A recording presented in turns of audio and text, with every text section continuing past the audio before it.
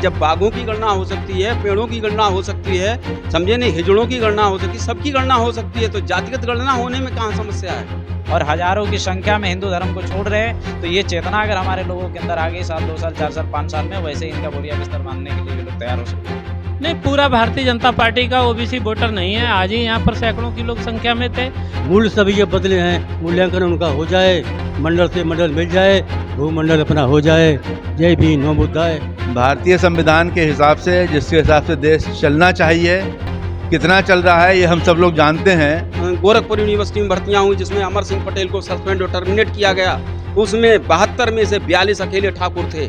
दोस्तों नमस्कार। दोस्तों आप देख रहे हैं इंडस न्यूज़ 24x7। मैं हूं संतोष चाक्य। दोस्तों आज बरेली में हूं और बरेली में आज चंद्रमणि बुद्ध विहार में कार्यक्रम आयोजित किया गया था मंडल दिवस के अवसर पर। यहां पर एक विचार गोष्ठी आयोजित की गई थी। यहां पर पिछड़े वर्ग से संबंधित मुद्दों पर डिस्कशन किया गया था। तो मैं बात करूंगा जो आज कार्यक्रम के संयोजक थे, उनसे बात करूंगा। ये कार्यक्रम प्रजापति जी के संयोजन में आयोजित किया गया था। तो सर बहुत बहुत स्वागत है आपका इंडस न्यूज़ पर। जी धन्यवाद संतोष जी। तो आज ये मंडल दिवस पर जो विचार गोष्ठी आयोजित की गई, क्या उद्देश्य है इसका, क्यों आयोजित की गई? उद्देश्य तो बहुत क्लियर है कि आज जितना भी ओबीसी वर्ग का सरकारी नौकरी में लोग हैं, शायद उनको पता नहीं कि उनकी नौकरी किस व्यक्ति की वजह से मिली हुई है। और वो व्यक्ति बीपी मंडल साहब थे, जिनकी अध्यक्षता में पिछड़ा वर्ग आयोग का गठित हुआ था और जिन्होंने सिफारिशें दी थी कि इस पिछड़े वर्ग के लोगों को सरकारी नौकरी में आरक्षण मिले। उनको एहसास कराना जो आज नौकरी कर रहे हैं कि ये नौकरी जो उनको मिली है, ये उनकी केवल अपनी योग्यता नहीं, अपनी पढ़ाई लिखाई नहीं, किसी की कृपा भी है आपके ऊपर। व्यवस्था में जो व्यवस्थाएं हैं जो हमें आगे बढ़ने से रोक रही हैं, उस बैरियर को हटाने का काम मंडल साहब ने अपनी रिपोर्ट में किया। उसके आधार पे हम नौकरी पाए। लेकिन हमारा कहना इतना था, इस कार्यक्रम के माध्यम से उन लोगों को यह जताना था कि आपको जो नौकरियां मिली हुई हैं, आप जो आज सम्मान की ज़िंदगी जी रहे हैं, इस सम्मान के पीछे हमारे महापुरुषों का संघर्ष रहा है, उनका योगदान है। तो हम भी कुछ ऐसा करें कि हमारी आने वाली पीढ़ियां भी हमारे संघर्षों के बल पर कुछ आगे बढ़ने का काम कर सकें। तो सर अभी एक मंडल कमीशन पे आप बात कर रहे हैं। अभी ओबीसी को लेकर एक रिपोर्ट भी आई है, रोहिणी कमीशन, जो कि राष्ट्रपति के पास पहुंच गई है, जो ओबीसी में उपवर्ग बनाने की बात करती है। तो उस कमीशन को लेकर आपका क्या कहना है? देखिए, वो इस तरीके की रिपोर्ट राष्ट्रीय लेवल पर रोहिणी आयोग की आई है, लेकिन इससे पूर्व भी अगर 2001 में जाएं तो उत्तर प्रदेश में जब राजनाथ सिंह की सरकार थी, तब भी सामाजिक न्याय समिति बनी थी। उसने भी 3 वर्गों में विभाजित किया था ओबीसी का, लेकिन वो भी लागू नहीं हो पाई। और अब ये भी लागू, शायद सरकार की कोई मजबूरी ऐसी आएगी कि हमारा वोट ले ले तो करेगी, वरना ये सीधे सीधे हमारे खिलाफ षड्यंत्र है ओबीसी को बांटने के लिए। ओबीसी को बांटने का ही षड्यंत्र आपको लगता है रोहिणी कमीशन? लेकिन बात चलती है कि ओबीसी का आरक्षण जो है 27% है और उसकी जनगणना की भी बात चलती है। तो आपका जो उपवर्गीकरण है वो पहले होना चाहिए, जनगणना पहले होनी चाहिए, इस पर आपका क्या कहना है? इस पर बहुत चर्चा इस समय चल रही है। भारतीय संविधान के हिसाब से, जिसके हिसाब से देश चलना चाहिए, कितना चल रहा है ये हम सब लोग जानते हैं। जिसकी जितनी भागीदारी, उसकी उतनी हिस्सेदारी होना चाहिए। और ये तय करने के लिए एकमात्र रास्ता है, वो है जनगणना। इसलिए जातिवार जनगणना हो। हमारा मानना है जातिवार जनगणना, सारे आंकड़े सामने आ जाएंगे कि किसकी कितनी जनसंख्या है, उसके हिसाब से उसको सारी संसाधन में हिस्सेदारी मिलना चाहिए। कुछ और लोग भी हैं मेरे साथ जो मंडल दिवस पर आज यहाँ आए हुए हैं। तो सर आपका क्या कहना है, आज जो ये आप यहाँ आए हैं, क्या मकसद है इसका और कैसे आप देख रहे हैं समाज कैसे बदल रहा है इस समय? कितनी हिस्सेदारी? देखिए, दरअसल ये है कि जो मंडल कमीशन के अनुसार जो 52% ओबीसी जो था, उसको अधिकार देने के लिए बनाया गया। लेकिन आज जो सरकार है, इसके पूर्व जिनकी सरकारें रही, कांग्रेस की सरकार रही, और कांग्रेस ने मंडल कमीशन की जो सिफारिश थी उसको दबा करके रखा और उसको लागू नहीं होने दिया। दूसरा, आज वर्तमान में बीजेपी है और बीजेपी का प्रधानमंत्री ओबीसी का है और ये कहता है कि मैं ओबीसी का हूँ, लेकिन ओबीसी के नाम पे कोई कार्यक्रम नहीं किया, ना ओबीसी के लिए कोई बजट का प्रावधान किया, ना ओबीसी को रिजर्वेशन दिया, बल्कि निजीकरण के माध्यम से जो मिला था उसको भी ख़त्म करने का प्लान है इनका। तो आज जो ये कार्यक्रम लगाया गया है, इस कार्यक्रम लगाने के पीछे का एक उद्देश्य था कि जो मंडल कमीशन की जो सिफारिशें थी, जो जिनको दबा करके रखा गया और समाज में इस पे चर्चा नहीं हुई, तो इस पे भी सभी सिफारिशों के जो मुद्दे थे उस पे चर्चा की गई हैं। और आने वाले समय में अगर ऐसा नहीं होता है, अगर ओबीसी के हक अधिकार अगर नहीं दिए जाते हैं, तो इसके लिए पूरे देश भर में ओबीसी को इकट्ठा करके एक बहुत बड़ा उग्र आंदोलन करने की तैयारी में हम लोग लगे हैं। इस पे भी चर्चा हुई। एक बात और सामने आई कि ओबीसी जो है वो अपनी लड़ाई खुद ही नहीं लड़ता है इस गोष्ठी के बीच में, एक बात सामने आई, तो उसका आप क्या कारण देखते हैं कि ओबीसी वर्ग खुद उसके जो आरक्षण है उसके खिलाफ रहता है, या पहला व्यक्ति जिसने ओबीसी आरक्षण के खिलाफ धरना दिया, आत्मदाह किया, वो भी ओबीसी था, तो ये क्या कारण है? नहीं, देखिए, दरअसल ये है कि जिस समय आरक्षण देने की बात हो रही थी, तो उस समय जिन लोगों ने आरक्षण के विरोध में थे, उन लोगों ने प्रचार माध्यम का सहारा लिया, मीडिया का सहारा लिया, और उन्होंने कहा कि अगर ये आरक्षण अगर आपको मिला तो इससे जातिवाद बढ़ सकता है, देश में हिंसात्मक तरीके से घटनाएं हो सकती हैं। तो ये बातें जो है प्रचार माध्यम के द्वारा हमारे लोगों को जहन में डाल दी गई, जिसकी वजह से आज लोग ओबीसी का आरक्षण हो, चाहे शेड्यूल कास्ट का आरक्षण हो, इसके समर्थन में नहीं आ पाए। इसके लिए काफ़ी लंबा समय लगा। आज जब समझ में आया, मैं कुछ और बातें कहना चाहूँगा। जैसे महाराष्ट्र के अंदर जो मराठाओं ने 10% आरक्षण की मांग की थी, तो उस समय 10 मराठा शहीद हो गए थे और 42 लोगों को जेल हो गई थी। 4.5% आरक्षण के लिए मीणा जो थे राजस्थान के अंदर, जब उन्होंने आंदोलन किया तो उसमें से 15 मीणा मार दिए गए। पटेल लोगों ने मांगा गुजरात के अंदर, तो पटेल मारे गए। तो इस तरीके से जब जब हमारे लोगों ने आरक्षण की बात कही, आरक्षण मांगा, तब तक मारा गया। और आज वर्तमान में जो ब्राह्मण लोग हैं, ये 10% आर्थिक आधार पे आरक्षण दिए, ना कोई आंदोलन हुआ, ना कोई धरना हुआ, ना कुछ हुआ। तो ये ओबीसी के नाम पे और हिंदुत्व के नाम पे हमको बेवकूफ़ बनाया जा रहा है। इस बात को हमको ध्यान में रखना चाहिए। और मैं जो भी इस बात को सुन रहे होंगे, मैं उनसे भी ये कहना चाहता हूँ कि जो इनका हिंदुत्व का एजेंडा है, आप उसको नकार दीजिए और अपने हक और अधिकार के लिए सजग हो जाइए। लेकिन सर, ओबीसी जो है वो तो हिंदू के नाम पे पूरी तरह से संगठित है, वो खुद ही कहता है कि आरक्षण से हिंदू बढ़ जाएगा वगैरह वगैरह, और आज वो वोट भी कर रहा है हिंदुत्ववादी पार्टी को, बड़े वोट लेकर वो सरकार में है, तो इसके क्या कारण है? नहीं, जैसे 10% आर्थिक आधार पे आरक्षण दिया गया श्रवण लोगों को, तो क्या श्रवण लोग 10% आरक्षण से नहीं बढ़ रहे हैं क्या? ये मेरा आपसे सवाल है। जो लोग ये सवाल करते हैं कि आरक्षण देने से हिंदू बढ़ जाएगा, तो 10% आरक्षण देने पे क्या ब्राह्मण बढ़ गए? ये आपसे सवाल है हमारा। लेकिन देखिए, वो ये कह रहे हैं कि ओबीसी नहीं हिंदू बढ़ जाएगा इससे, और ये ओबीसी के लोग ही कई बार कहते हैं। तो क्या जो ब्राह्मण है, क्या हिंदू कैटेगरी में नहीं है? पहले तो वो उन्होंने खुद को माना नहीं था हिंदू। हाँ, तो जब नहीं, तो ये जब नहीं माना तो हमारे लोगों को हिंदू के नाम पे बेवकूफ़ बनाया गया। जितने भी हमारे समाज के महापुरुषों ने आंदोलन चलाया, उन सभी लोगों ने इस बात को कहा कि ना हम हिंदू हैं। वर्तमान में भी काशीराम साहब ने इस बात को स्वीकार नहीं किया, चाहे मुलायम सिंह जी हो, चाहे बहुत सारे लोगों ने इस बात को अस्वीकार किया है। और ये भ्रांतियाँ हमारे समाज में फैलाई गई, और जैसे जैसे हमारे समाज को या हमारे लोगों को जानकारी हो रही है, वैसे वैसे इनको नकारे। आपने कई कार्यक्रमों देखा होगा कि लोगों ने धर्म की तरफ ज़्यादा जा रहे हैं और हज़ारों की संख्या में हिंदू धर्म को छोड़ रहे हैं। तो ये चेतना अगर हमारे लोगों के अंदर आ गई, साल 2 साल 4 साल 5 साल में, वैसे ही इनका बोरिया बिस्तर बांधने के लिए भी लोग तैयार हो सकते हैं। कुछ और लोग हैं मेरे साथ, तो सर आपका क्या कहना है, ये जो आज की गोष्ठी हुई है, क्या मकसद है इसका, क्या आप लोग करना चाहते हैं? कोई भी जयंती हो, वो महापुरुषों की जयंती एक संदेश देने का काम करती है, और आज पिछड़े वर्ग के लोगों को जोड़ा।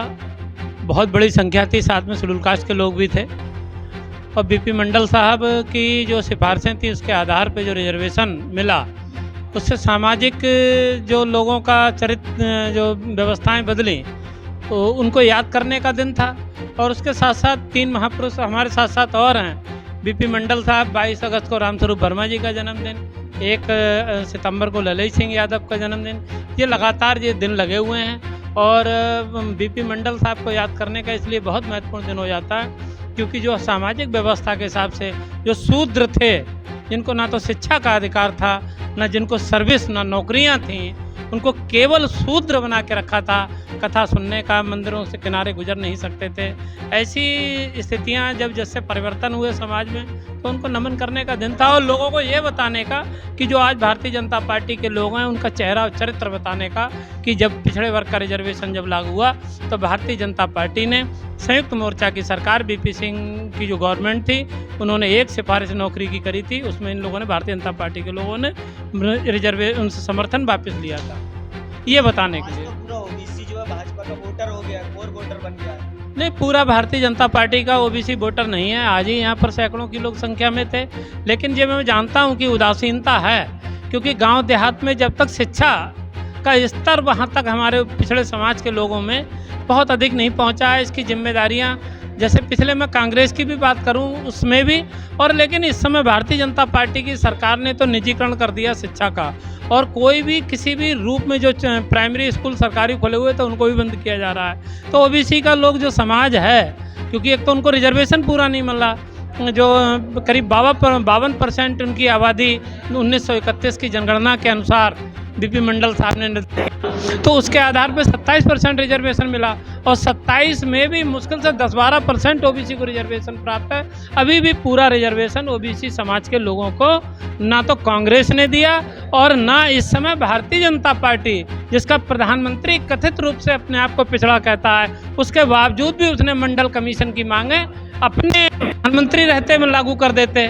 तो इसीलिए शिक्षा का स्तर आ रहा है, जब पिछड़ा समाज जागरूक ना हो पाए, शिक्षित हो पाए, तो इसीलिए बहुत से लोग उदासीन हैं। आपने एक बात और कही कि ओबीसी शूद्र, तो ओबीसी तो खुद को क्षत्रिय कहता है, कुर्मी क्षत्रिय महासभा, यादव क्षत्रिय महासभा, तो आप उन्हें शूद्र कैसे कह सकते हैं? तो ये तो आप उनके साथ भेदभाव कर रहे हैं। नहीं, मैं भेदभाव कौन कहने वाला हो सकता हूँ? जे भेदभाव तो मनुस्मृति ने किया है, ब्राह्मणीय ग्रंथों ने किया है, मैंने कुछ नहीं किया। अगर ऐसी ही बात है तो शिवाजी महाराज से बड़ा तो क्षत्रिय कोई था नहीं, जिसने शासन सत्ता अपने तलवार के बल पर नहीं के बल पे स्थापित की, जबकि कि वो उनको ऐसा तो नहीं है कि उनको पिताजी राजा थे उनको मिली, उसके बावजूद भी जब उनके लिए इसका तिलक करने का जब नौबत आई तो ब्राह्मण ने उसका उल्टे पैर से उनका तिलक किया, तो उनने शूद्र माना। और पूरे महाराष्ट्र के ब्राह्मणों ने घोषणा कर दी कि शिवाजी महाराज कुर्मी है, शूद्र हैं, और इसको राजा बनने का अधिकार नहीं है शास्त्रों के हिसाब से। तो मैं जो लोग अपने आप जो कि रिजर्वेशन और संविधान के मार्फत जिनके लोगों के जीवन परिवर्तित हुए हैं, वो अनजान हैं, वो समझते हैं कि हम क्षत्रिय हैं, वो समझते रहें। वो तो महासभाएं बनाए घूम रहे हैं ना, क्षत्रिय महासभा कहते हैं हम कृष्ण के वंशज हैं, रामायण के राम के वंशज हैं, तो इन लोगों से आप क्या कहेंगे? क्या ये उनके वंशज हैं? क्या सच्चाई क्या है? मुझे ये लगता है कि जो लोग जो ऐसे लोग, तो ये प्रायोजित तरीके से होता है कि हम क्षत्रिय हैं या राम के वंशज हैं, कृष्ण के वंशज हैं। इसके पीछे जो हाथ होते हैं, जो सोच होती है, वो मैं समझता हूँ जो पीछे की जो हिंदूवादी शक्तियाँ हैं या संगठन हैं, उन लोगों का होता है। असल में तो शूद्र जो हैं वो लोग आज भी परिस्थितियों उनकी जो हैं वो गुलाम बनाए हुए हैं। आज भी सबसे दलितों को शूद्र कहते हैं ना, कि SC/ST वाले शूद्र हैं, क्षत्रिय हैं। नहीं, बात यह है कि सभी नहीं कहते हैं। मैं बीपी मंडल साहब की बात करूं तो जब दलितों का बेलछी का हत्याकांड बिहार में हुआ तो सबसे बड़ी मुखर आवाज़ क्या कहते हैं बीपी मंडल साहब ने उठाई।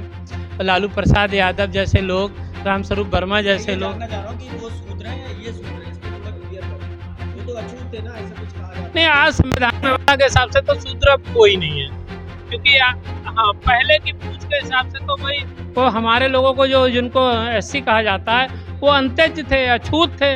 जो शूद्र थे वो पिछड़े वर्ग के लोग थे, और उनको संग भी बहुत जातियाँ हुई, और आज उनमें कुछ संख्या ऐसी मजबूत रही जो सछूत शूद्र थे, उनमें भी अछूत शूद्र बहुत थे।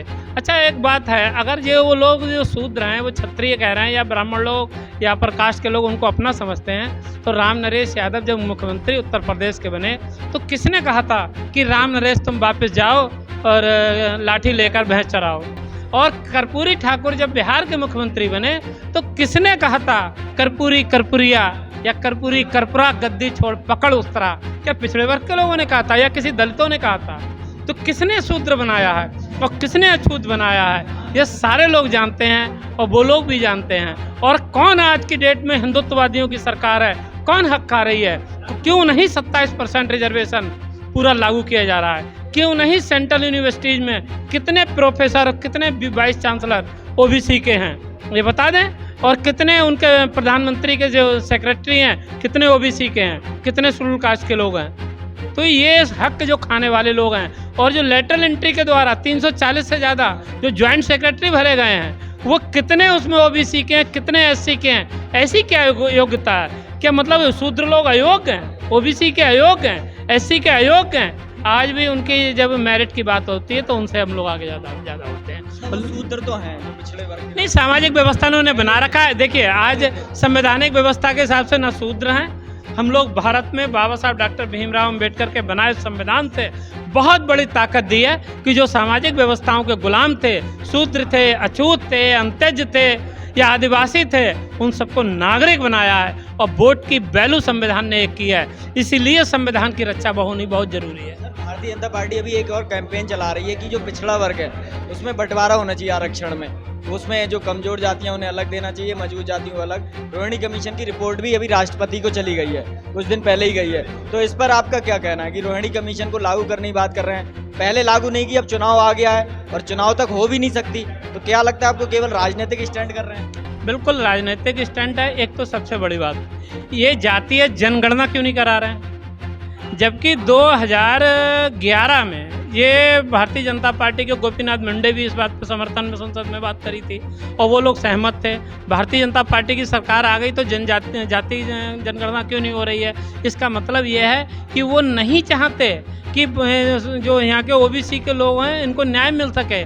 कारण एक ये भी है, और ये बहुत अच्छी तरीके से जानते हैं कि शासन सत्ता में जो लोग समाज बैठा हुआ है वो भले ही हिंदुत्ववादी सरकारें करें, लेकिन जो उच्च पद हैं, सर्वोच्च पद हैं, वो सारे अपर कास्ट के लोगों के हाथ में हैं। और जिस दिन ये जनगणना हो गई और ये मालूम पड़ गया कि ओबीसी की संख्या सबसे ज़्यादा सर्वाधिक है और ये लोग शासन सत्ता में भागीदारी मांगेंगे, जो लोग नौकरियों में भागीदारी मांगेंगे, शिक्षा में भागीदारी मांगेंगे, ये डर है जो हिंदुत्ववादी जो संस्थाएं, जो ताकतें हैं जो सत्ता में बैठी हुई हैं उन लोगों को। इसीलिए रोहिणी कमीशन या अलग अलग कमीशन ला के इनको डिवीज़न करना चाहते हैं, बंटवारा करना चाहते हैं। इनकी जो मजबूत शक्ति है, पिछड़ा समाज एक बहुत जो ब्राह्मणेतर जाति है बहुत बड़ी संख्या में है और जिस देश की मूल निवासी है उसको इस दिन ये शक्ति का एहसास हो गया। जैसे हाथी को जिस दिन शक्ति का एहसास हो जाए कि कितना विशालकाय है, जिस दिन पिछड़े वर्ग को एहसास हो गया कि हमारे वोटों से लोगों की सरकारें बनती हैं, वो अपनी सत्ता मांगने लगेंगे। इसलिए इनको कमज़ोर किया जाता है। कुछ पिछड़े खुद को ब्राह्मण भी कहते हैं, जैसे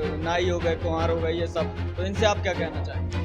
देखिए, कोई कुछ क्या है, उनकी संख्या कितनी सी है, उनके संग जो जैसे वो कहते हैं कि मैं ब्राह्मण हूँ, मान लो वो कुम्हार कहते हैं कि वो ब्राह्मण है, कुम्हार कह रहे हैं, नाई कह रहे हैं, तो उनकी बात को क्या ब्राह्मणों ने बढ़ाई भी कह रहे हैं। मैं बढ़ाई की बात चलता हूँ, बहुत ज़्यादा है, वो शर्मा बहुत बने हुए हैं। ठीक है, क्या मैं ये जान सकता हूँ कि जो वास्तव में ब्राह्मण है उनकी बेटी से, उनके बेटों से शादी करने को तैयार हैं? वो जो बढ़ई अपने आप को ब्राह्मण कह रहे हैं, उनकी बेटी को भी लेने को तैयार नहीं होंगे और अपनी बेटी क्या देंगे उनके लिए? तो ये जबरदस्ती का अपने आप में। और वो लोग भी जब पिछड़े वर्ग का कहीं रिजर्वेशन लाभ लेने की बात होती है तब वो बढ़ई बन जाते हैं। तो ऐसे चेहरे लगा के तो बहुत सी ऐसी संख्या है, ये पहले भी रही। पहले तो इसलिए हुई कि जाति लोग इसलिए छिपाते थे क्योंकि अन्याय अत्याचार बहुत होता था जाति के हिसाब से, कोई कमरा नहीं देता था किराए के मकान पे, तो वो इसलिए लोग जातियाँ छिपाते हैं। और आज भी देश आज़ाद होने के बावजूद ऐसी स्थितियाँ हैं कि लोगों को जाति के साथ अन्याय होता है। बल्कि मैं सामाजिक संगठन तो लाई लड़ते हैं, राजनीतिक संगठनों में इस बात की चर्चा है और ये ऐसा होता मैंने अपनी आंखों से देखा है। खासकर देखा जाता है कि वाल्मीकि जो है उन्हें तो आज भी कॉलोनियों में घर नहीं मिलता है। देखिए, वाल्मीकि अब जैसे उस तरीके से जो इनकी जो सामाजिक व्यवस्था है, जाति व्यवस्था के हिसाब से, तो उन लोगों ने जो सबसे ज़्यादा उन लोग को नीच माना।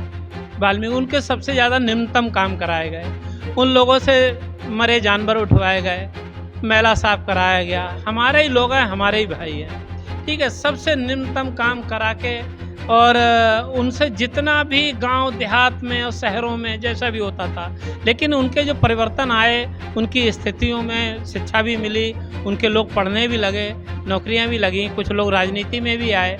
बाबा साहब डॉक्टर भीमराव अम्बेडकर के जो गांधी के समय में पूना पैक्ट हुआ, रिजर्व राजनीति में आए लोगों की स्थितियाँ बदली। संविधान इसीलिए बहुत ज़रूरी है।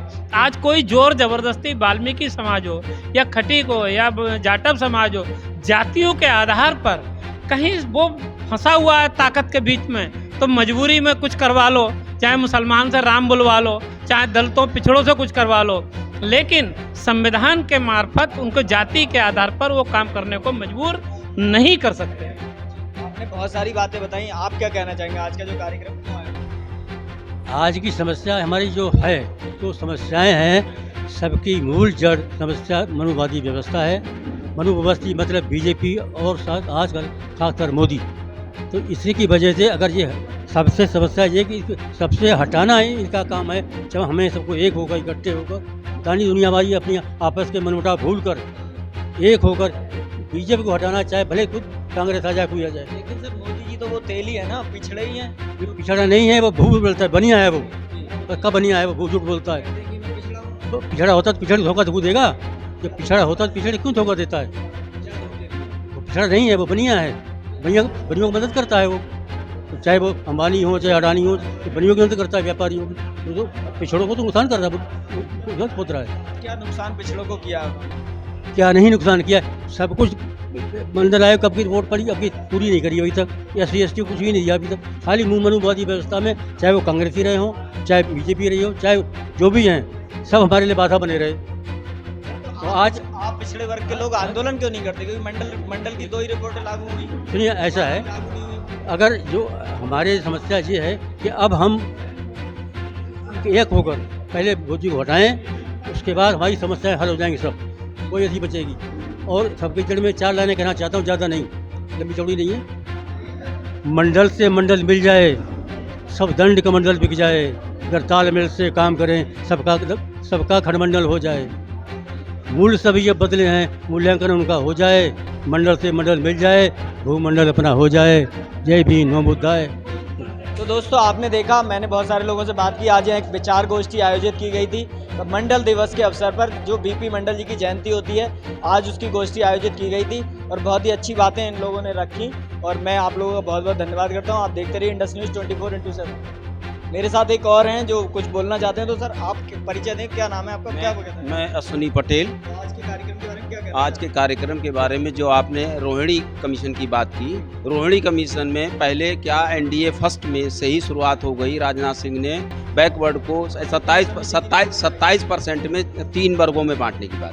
रोहिणी कमीशन 4 वर्गों में बांटने की बात करती है। जब नहीं 4 वर्गों में बांटने की बात कर रही है। 4 वर्गों में, 3 की जगह 4, 27% को 4%। उसमें कुछ जातियां क्लासिफाइड होंगी, इसमें इतने परसेंट ही है।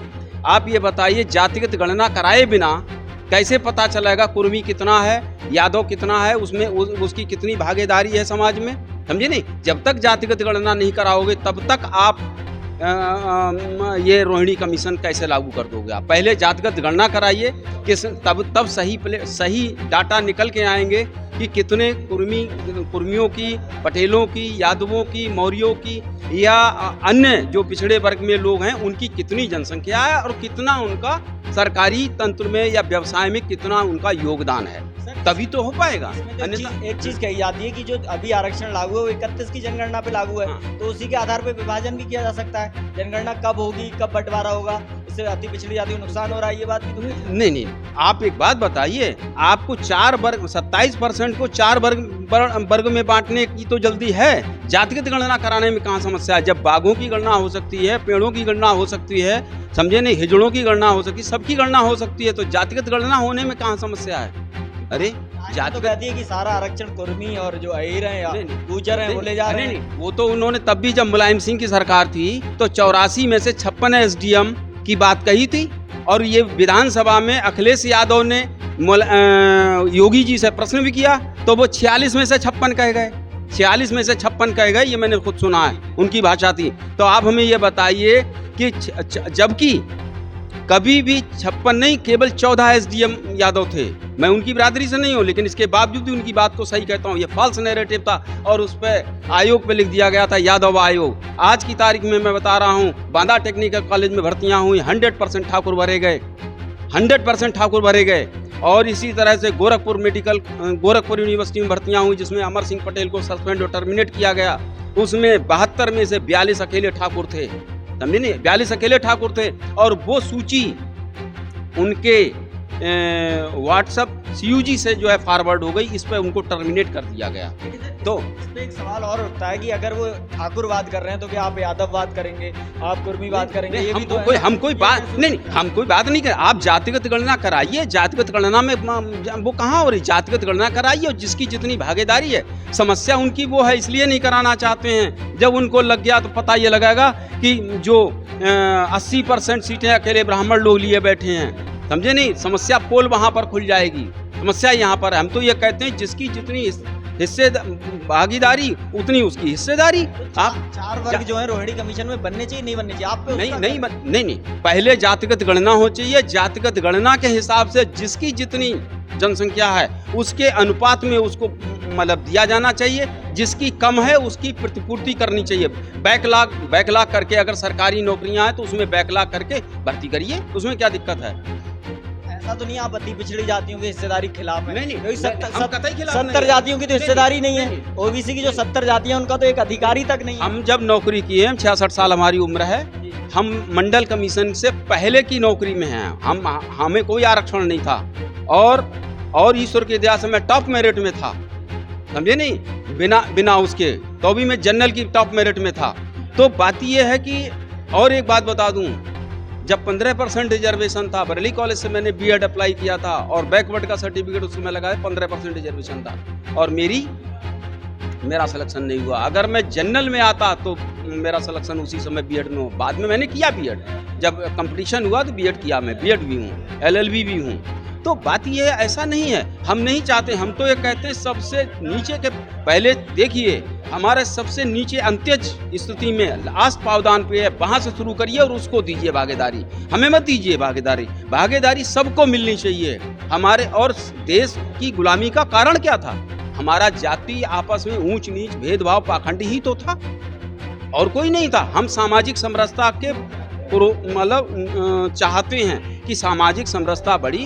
जो भी हैं, चाहे अब हम ये हिंदू मुस्लिम की बात नहीं करते, हम मानव हैं। मानव एक जाति है, मानवता उसका धर्म है, ना कोई जाति है ना कोई धर्म है। और जो इसके इतर बात करता है वो मानव है ही नहीं। कि पहले गणना होनी चाहिए, फिर ये वर्गीकरण। पहले गणना होनी चाहिए, तब ये लागू होना चाहिए।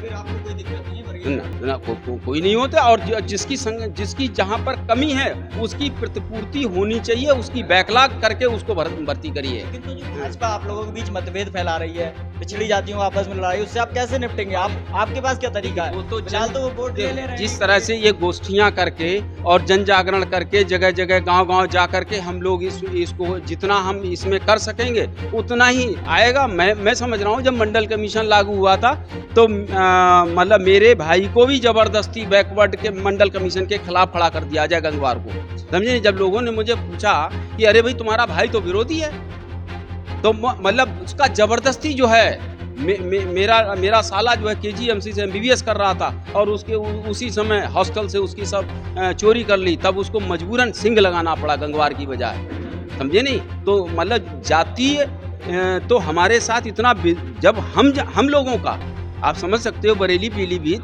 ये 2 जिले तो डोमिनेटिंग हैं कुर्मियों के, और इसके बावजूद भी हम लोग मतलब मार खाते रहे हैं। ऐसा नहीं है, बहुत शोषण हुआ है हमारे साथ। आज 29 हॉस्टल बीएचयू में हैं ओबीसी के लिए, और एक भी ओबीसी का स्टूडेंट को वो अलाट नहीं है, वो बाहर कमरा लेके रहता है बेचारा। अब आप सोच के देखो बीएचयू कैंपस कितना बड़ा है, वो बाहर कमरा लेगा, 1 महीने के किराए में पूरे साल भर का किराया निकल जाएगा बीएचयू के हॉस्टल में। तो इस तरह से ये किया जा रहा। 340 लेटरल एंट्री से आईएएस बनाए गए हैं, कोई SC ST OBC से है?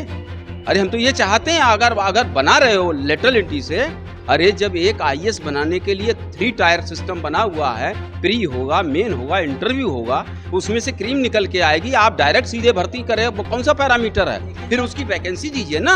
आप लोग ये बातें अपने लोगों को क्यों नहीं समझा पाते? क्योंकि बरेली पीलीभीत की कुर्मी समाज जो है वो भाजपा का ही वोटर है। हाँ, पिछले नहीं, ये बात 70 सालों से। नहीं, बिल्कुल ठीक कह रहे हैं। हमारे समाज में से नहीं, मैं आपको बताऊं, मेरे एक आध रिश्तेदार सिंग लगा के ठाकुर बने घूमते हैं, समझे नहीं? मतलब उन्हें शर्म लगती है कि हम कुर्मी हैं। जब बरेली पीलीभीत में शर्म लगती है तो प्रतापगढ़ में क्या हाल होगा, जहाँ किसी कुर्मी की औकात नहीं, राजा भैया की ठाकुरों की पंक्ति में बैठ के खाना खा ले। भले ही संतोष गंगवार चले जाएं और कह दें मेरा रिश्तेदार है, इसके बावजूद वहाँ के कुर्मी की हिम्मत नहीं होगी, ठाकुरों के पंक्ति में बैठ के खाना खा लेगा।